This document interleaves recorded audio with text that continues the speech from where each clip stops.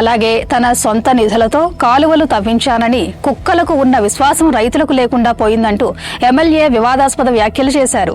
ఇవి కాస్త సోషల్ మీడియాలో వైరల్ గా మారాయి. వరుస ఘటనలతో చంద్రబాబు ఎమ్మెల్యే తీరుపై అసహనం వ్యక్తం చేశారు. ప్రస్తుతం కొలికపూడి శ్రీనివాసరావు మరో వివాదంలో చిక్కుకోవడంతో టీడీపీ అధిష్టానం కూడా సీరియస్ అవుతుంది. ఇవన్నీ ఒక ఎత్తైతే రీసెంట్ గా కొలికపూడి శ్రీనివాసరావు పెట్టిన వాట్సాప్ స్టేటస్ టీడీపీలో ప్రకంపనలకు కారణమవుతుంది. విజయవాడ ఎంపీ కేశినేని చిన్ని వర్గంపై మరోసారి తీవ్ర ఆరోపణలు చేశారు. విసన్నపేట మండలం టీడీపీ అధ్యక్షుడు రాయల సుబ్బారావును టార్గెట్ చేశారు కొలికపూడి. నువ్వు దేనికి అధ్యక్షుడివి? పేకాట క్లబ్ కా?